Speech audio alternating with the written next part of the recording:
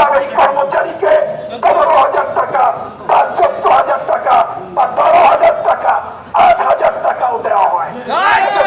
কত বড় অন্যায়! সব এখানে শ্রমের সাথে এখানে বিশ্বাসঘাতকতা করা হচ্ছে। শ্রম এত সস্তায় কি বিক্রি হয়? এই দেশে সেটা করা হচ্ছে। ঠিকাদারির পদ্ধতি চালু করে আউটসোর্সিং করে ইউনিয়নকেও দুর্বল করা হচ্ছে। কারণ কি? কারণ হলো স্থায়ীভাবে লোক নিয়োগ করা হলে তারা ট্রেড ইউনিয়নের সদস্য হবে আর আন্দোলন সংগ্রামে আসবে, দাবি দেওয়া করবে। কিন্তু আউটসোর্সিং এর লোক দিলে গাধার মতো খাটানো যায় আর তারে কোনো দাবি দেওয়া লাগবে না। ঠিক আছে? সেই কারণে আউটসোর্সিং করা হচ্ছে।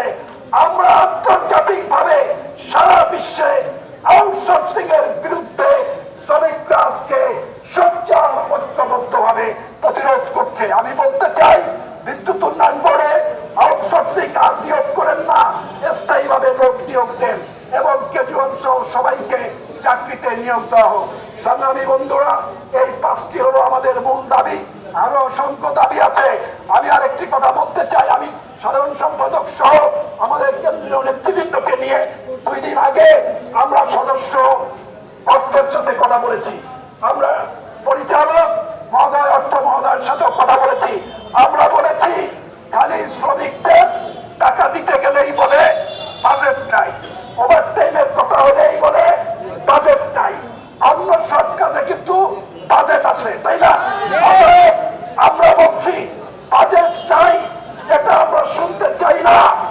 বাংলাদেশে এখন সরকার প্রধান হলো প্রফেসর ইউনূস সাহেব। তিনি একজন অর্থনীতি বলেন, উন্নয়ন বলেন, সব ব্যাপারে পৃথিবীর ভিতরে 1 নম্বর একজন ব্যক্তি।